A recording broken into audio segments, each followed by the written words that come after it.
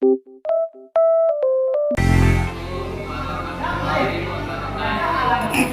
dari kelompok 8 akan melakukan percobaan praktikum uji daya hantar listrik menggunakan elektronik dan non-elektronik.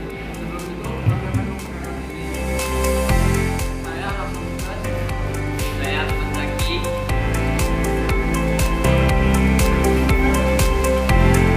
Yang dapat menghantarkan listrik dan yang tidak dapat menghantarkan listrik. 2. Reaksi larutan saat memasukkan paku yang akan menghantarkan listrik. 3. Mengetahui cara merakit daya hantar listrik secara sederhana dengan benar.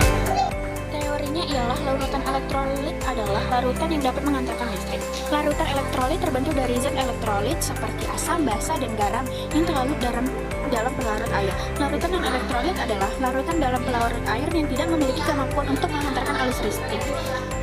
Larutan non-elektrolit sebagian besar terdiri dari zat-zat organik. Penghantaran listrik ini disebabkan karena zat-zat elektrolit dalam larutan atau leburannya terurai atau terionisasi menjadi ion positif dan ion negatif.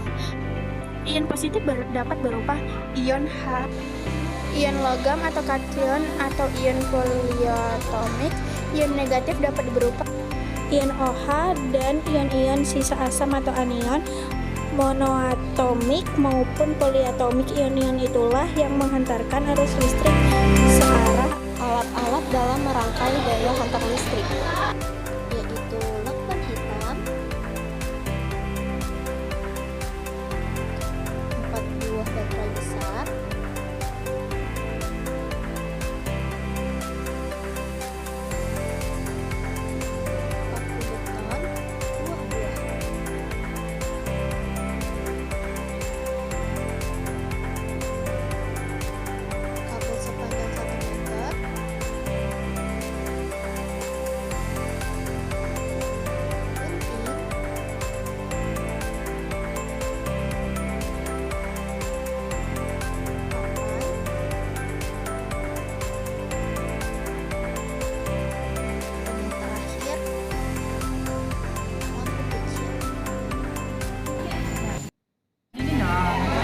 4 merangkai alat uji daya hantar listrik, yaitu yang pertama kita susun terlebih dahulu baterai dengan merekatkannya menggunakan lakban agar baterai tidak mudah bergeser.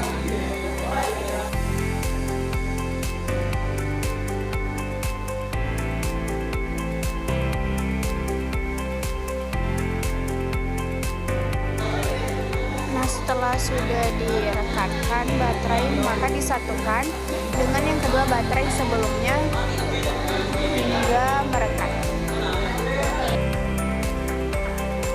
Lalu yang selanjutnya di sini ada kabel yang berukuran 1 meter. Kita potong menjadi 4 bagian agar kabel penghantarnya tidak terlalu panjang. Setelah itu, setiap ujung kabel yang ingin digunakan kita buka hingga tersisa tembaganya saja.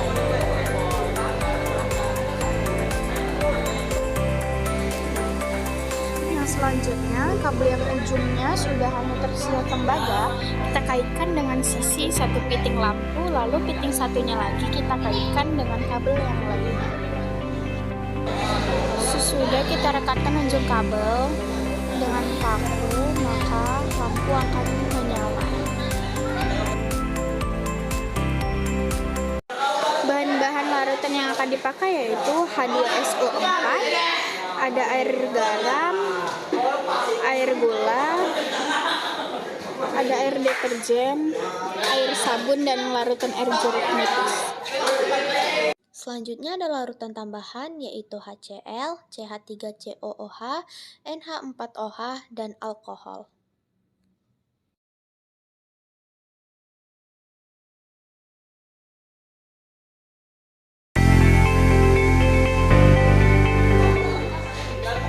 Di sini ada larutan H2SO4. Pakunya kita masukkan ke dalam larutan tersebut. Dan hasil pengamatannya lampunya terang dan gelembung sebanyak. Yang kedua ada larutan NaCl atau garam. Di sini pakunya kita masukkan ke dalam larutan dan hasil pengamatannya lampunya terang dan gelembung gasnya banyak.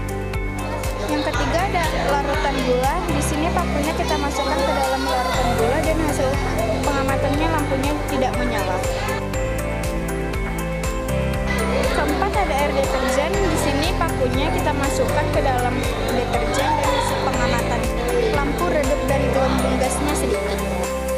Selanjutnya di sini ada air sabun. Paku kita masukkan ke dalam air sabun dan hasil pengamatannya lampu tidak menyala.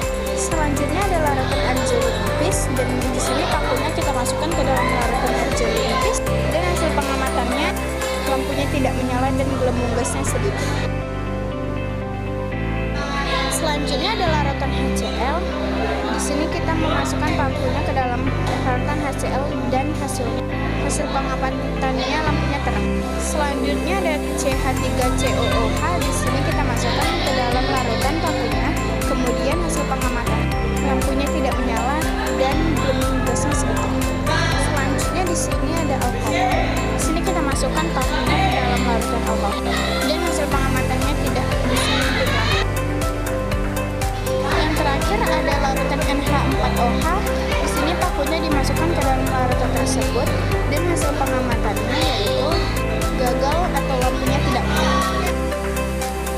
Kesimpulan dari praktikum yang telah kami lakukan berdasarkan teori yang telah kami buat ternyata benar. Satu, larutan yang dapat menghantarkan listrik ialah larutan elektrolit kuat sehingga dapat menghidupkan lampu dengan terang, dan elektrolit lemah mampu menghidupkan lampu namun redup. Dua, dan larutan yang tidak dapat menghantarkan listrik disebut elektrolit lemah, di mana lampu tidak dapat hidup dengan larutan ini dan tidak memiliki gelembung gas. Sekian video praktikum dari kami. Wassalamualaikum warahmatullahi wabarakatuh.